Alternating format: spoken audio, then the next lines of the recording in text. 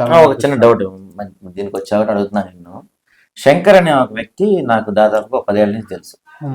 Scrolling V60 scrolling department లో ఉన్న Shankar TV V6 నుంచి బయటకు వచ్చిన తర్వాత ఒక యూట్యూబ్ ఛానల్ ఎలా పెట్టాడు, ఒక డిజిటల్ పేపర్ ఎలా పెట్టాడు, కార్ ఎలాగా ఉన్నాడు, ఇల్లు ఎలాగా ఉన్నాడు, ఒక మిడిల్ క్లాస్ రైతు బిడ్డ అయిన శంకర్ కి ఇవన్నీ ఎవరు ఇచ్చారు, ఎక్కడి నుంచి వచ్చినాయి ఇవన్నీ అనేది ప్రధాన ఆరోపణ.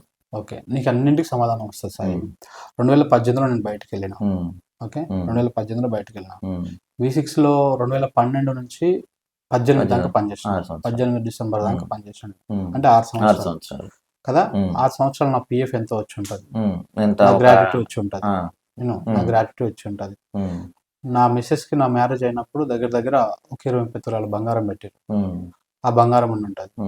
ఆ డబ్బులు ఈ డబ్బులు అంతా కలిపేసి ఒక 20 లక్షలు జమ చేసుకొని ఒక 50 లక్షలతోటి 30 లక్షలు లోన్ పెట్టుకొని ఇల్లు తీసుకున్నా. ఓకే, ఇది ఒకటి. ఎప్పుడు తీసుకున్నావు ఇల్లు? 2020లో 20 డిసెంబర్లో తీసుకున్నా. అప్పుడు నువ్వు V6 ఎంప్లాయ్ కాదు కదా. మరి లోన్ ఎలా వచ్చింది నీకు? ఎందుకు రాదు? బిజినెస్ నాకు ఆఫీస్ ఉంది, ఛానల్ ఉంది, వ్యవహారం ఉంది. సేమ్ నీకు ఎంత సెటప్ ఉందో అంత సెటప్ హస్తనాపురంలో ఉండే ఫస్ట్. లోన్ రాకపోవడం ఆఫీస్ మీద వచ్చింది. ఆఫీస్ మీద పెట్టుకున్నా, బిజినెస్ చూపించుకున్నా, తెచ్చుకున్నాం. అదొకటి. అది అయిపోయిన తర్వాత మా నాయన సంపాదించిన ఆస్తి నాకు నా భాగానికి 3.5-4 ఎకరాల భూమి వచ్చింది నాకు. నేను 2 ఎకరాల ల్యాండ్ అమ్ముకున్నా. 2 ఎకరాల ల్యాండ్ అమ్ముకున్నా. అది ఊర్లో పోయినా తెలుస్తుంది. ఎంత వచ్చింది ఎకరానికి? ఇంకా అప్పుడున్నటువంటి రేట్ల ప్రకారం 20 లక్షల దగ్గర వచ్చింది. 4 లక్షలు వచ్చింది. అంటే నువ్వు చెప్పినటువంటి ఇవన్నీ కూడా సరిపోవా ఇప్పుడు ఆ డబ్బులకి? సో 40 లక్షలతో కారు కొని ఛానల్ పెట్టావు. 40 లక్షలే అంటే అన్ని ఒకటిసారి గొప్ప తెచ్చి పెట్టాం కదా. అవసరాలు తగ్గట్టు ఒకసారి అప్పులు అయినాయి, చాలా స్ట్రగుల్స్ అయినాయి. కార్ మాత్రం EMI లో కొనలేదు కదా, క్యాష్ పెట్టే కొన్నా. ఎవరు చెప్పారు నీకు? స్టిల్ ఇప్పటికి EMI ఉంటుంది. నీకు చూపినా, చూస్తావా EMI? Financial TS 07 EJ 1174 cash on cash, financial on cash. నీ ఇన్సూరెన్స్ అయిపోయి కూడా 2 years అవుతుంది. అది నువ్వు పాత చూస్తున్నావు. కొత్త ఇన్సూరెన్స్ కూడా వచ్చింది. ఇప్పుడు నీకెందుకు మనోడే ఉంటాడు. ఏ bank EMI? Tata capital. Hello చెప్పండి శంకర్ గారు. శ్రీకాంత్ ఎక్కడున్నావు? నేను అష్టలక్ష్మి దగ్గర ఉన్నా సార్. ఈ మనది కార్ ఇంకెన్ని ఉన్నాయి EMIs? సార్ మనం తీసుకుంది ఎప్పుడు పర్ఫెక్ట్ గా మంత్ ఏమని చెప్తావా? ఎంత? 10 months అయిపోయింది. అంటే 10 months అంటే 24 months కదా మన 10 years. ఇంకా 14 months ఉంటుందా? ఎంత ఉంటుంది మన నెలది EMI?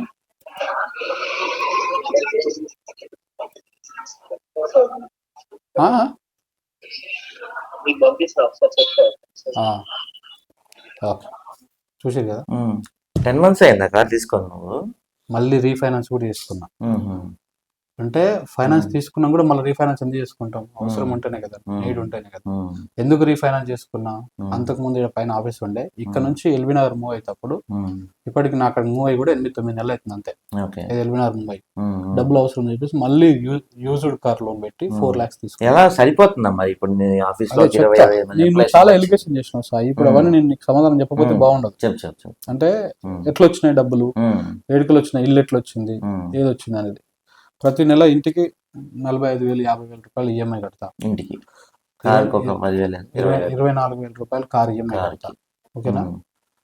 పిల్లల జీతాలు ఇవన్నీ కలిసి నాకు వ్యవస్థ 4-5 లక్షలు 6 లక్షల దాకా వ్యవస్థ ఉంటుంది.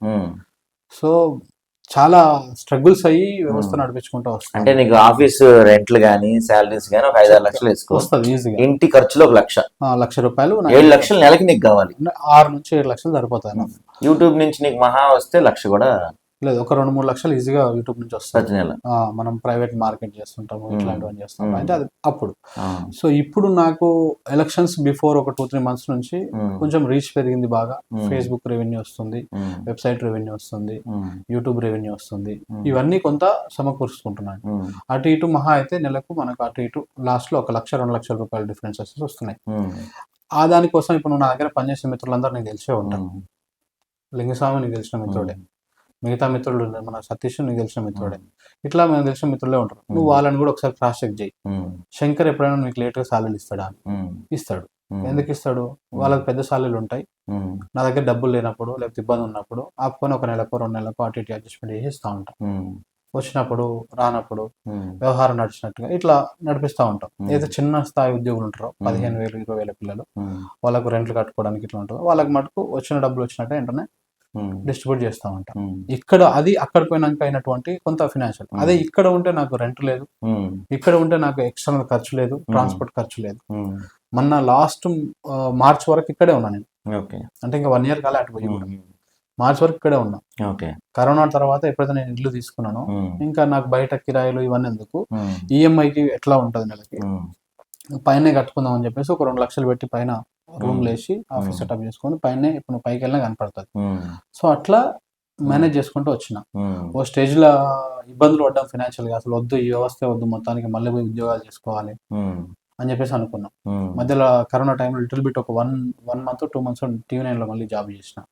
కానీ నాకు అర్థమైపోయింది అప్పటికి, అంటే ఇంకా మళ్ళీ నేను జాబ్ చేసి మళ్ళీ జాబుల్లో మళ్ళీ ఉద్యోగులకే ఇమ్మడలేను, కష్టం అవుతుంది అని చెప్పేసి. సో ఇట్లా ఇన్ని స్ట్రగుల్స్ పడుకుంటూ ఫైనాన్షియల్ గా ప్రాబ్లమ్స్ పడుకుంటూనే వచ్చినాం. ఎక్కడ ఏం ఉట్టే పుణ్యానికి రాలే.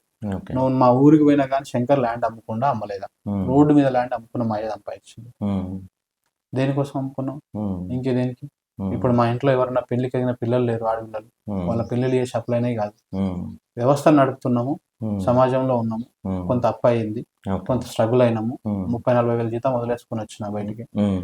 సో ఇవన్నీ స్ట్రగుల్స్ ఉన్నాయి కాబట్టి కొంత నడిపించుకుంటూ వచ్చిన.